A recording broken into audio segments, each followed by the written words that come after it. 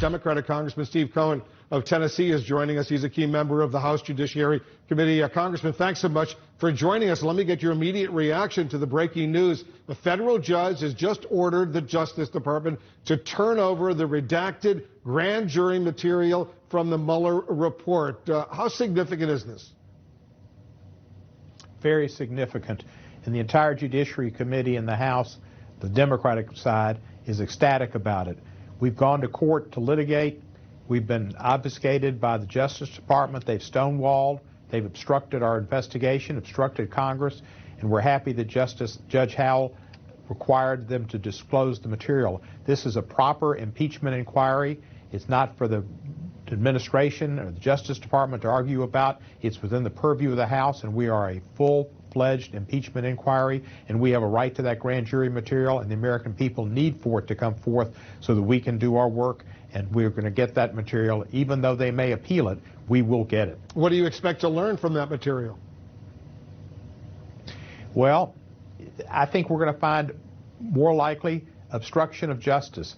Mr. Mueller had in his report 10 instances of obstruction of justice, which most people feel that in 5 of the cases there was all the elements were soundly laid out, and some people think as many as 7. But that's conduct that is impeachable.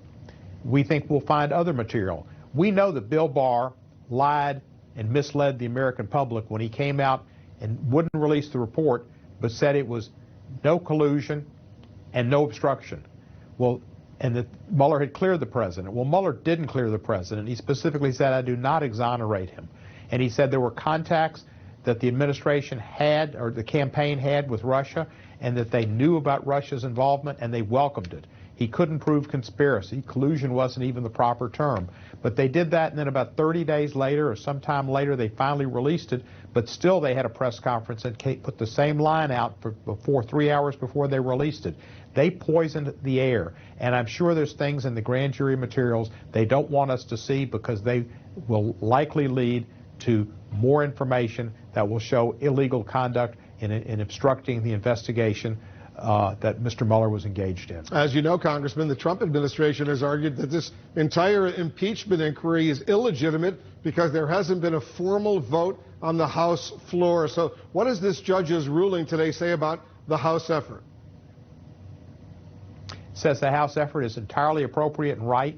It is within Article 1 that Congress is given the power of impeachment, and Congress has the right and to set up the rules and the way that they handle the impeachment. In fact, the rules that we're basically going under, particularly with the investigation in Ukraine, are the rules that were set up by John Boehner when he was the House Speaker. So there's no difference in a partisan way. Republicans are allowed and have participated to ask questions and participate in a full manner in the Intel and the other 2 committee investigation. And the court confirmed that what the House is doing, what Nancy Pelosi is doing, is proper and appropriate. And to make it further proper and appropriate, we need to get all of the materials that are available to make a judgment, and that includes these grand jury materials that Bill Barr does not want anybody in the American public, including Congress people, to see. But as you know, the House Speaker still wants the impeachment inquiry very narrow in scope, focused solely on the Ukraine issue. Is that still a viable path, considering all the new information potentially you're about to get from this grand jury material? Well, there may be more material that comes forth, and there might be a change of circumstances. Speaker Pelosi has been very careful to go forward when she felt the public was with her and the facts would dictate. Now, she hasn't made a decision on what she'll do or what she'll recommend or what the House will do. But I think in the Ukraine matter, the public supports it, and the facts are there that the president abused his power trying to get a foreign government to interfere in our elections and offered them military aid, or was going to refuse them military aid that Congress had authorized, and that he has committed an impeachable offense. The American public sees that. I think 55% in the polls is getting close to Nixon levels that were 62 or 63 after John Dean's testimony and the Rosemary Woods tape episode came out and the release of the tapes. Once we have public hearings, we'll probably get to 62 or 63. And Trump knows it. But if we have this material that comes out from the grand jury, if there's evidence there that's strong evidence that shows obstruction of justice or other crimes, Speaker Pelosi might have to change her perspective, because the public will then, I think, come to believe that we should impeach on those issues, and the facts will be more evident.